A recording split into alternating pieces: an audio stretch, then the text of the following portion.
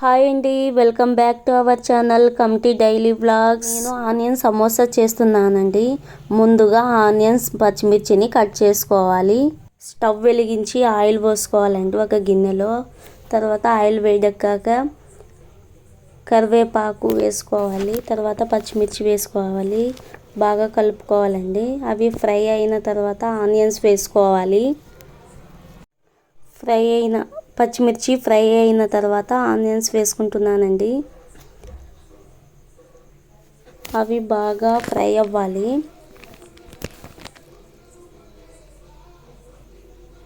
కొద్దిగా సాల్ట్ వేసుకుంటున్నానండి. బయటికి వాటర్ వచ్చేయాలి ఆనియన్స్ నుంచి, అట్లయితే బాగా తొందరగా ఫ్రై అవుతాయి.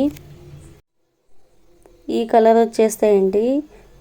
బాగా రోస్ట్ అయిన తర్వాత కొద్దిగా కొత్తిమీర వేసుకున్నాను. బయటకు వచ్చేసినాయండి, వాటర్ అన్నీ పోయినాయి ఆనియన్స్లో. తర్వాత కారం వేసుకోవాలి.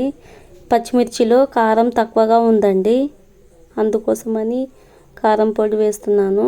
కారం పొడి బాగా కలుపుకోవాలి. అది కూడా పచ్చివాసన పోయేంత వరకు కలుపుకొని బాగా కొద్దిసేపు ఉన్న తర్వాత పసుపు వేసుకోవాలండి. అది కూడా బాగా ఫ్రై అవ్వాలి. తర్వాత కొద్దిగా కొత్తిమీర వేసుకున్నాను. లాస్ట్ ఫైనల్ ఫ్రై అయిపోయింది అది. తర్వాత స్టఫింగ్ కోసం చపాతీ గోధుమ పిండిలో కొంచెం సాల్ట్ ఆయిల్ వేసుకొని కలుపుకోవాలండి. బాగా గట్టిగా తడుపుకోవాలండి.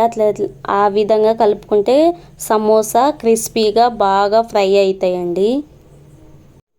ఒక 5 నిమిషాలు బాగా తడుపుకొని 5 నిమిషాలు పక్కన పెట్టుకోవాలి. తర్వాత రౌండ్గా బాల్స్లా చేసుకొని చపాతీలాగా పెద్ద సైజు చపాతీ చేసుకున్నానండి.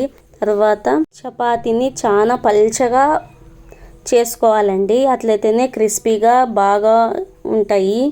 నేను చాక్తోని కట్ చేసుకున్నానండి. మీడియం సైజు కట్ చేసుకున్నాను.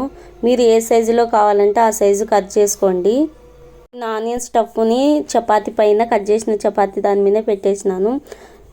తర్వాత రైట్ నుండి లెఫ్ట్కి, లెఫ్ట్ నుండి రైట్కి చుట్టుకోవాలండి. నేను ఈ విధంగా చుట్టుకున్నాను. అన్ని సమోసాలని ఈ విధంగా చుట్టుకోవాలండి. చుట్టుకొని తర్వాత ఈ విధంగానే అన్ని సమోసాలు చేసుకున్నానండి.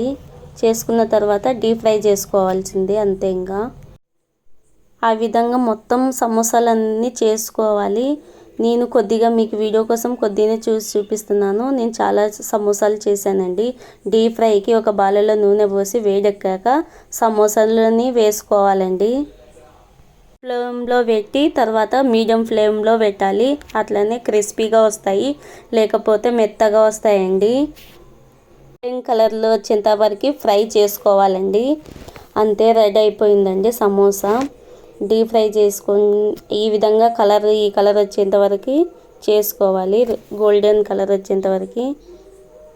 Thank you for watching. Take care, bye. మీకు నచ్చినట్లయితే లైక్ చేసి షేర్ చేసి మా ఛానల్ని సబ్స్క్రైబ్, కామెంట్ చేయండి, లైక్ చేయండి, షేర్ చేయండి.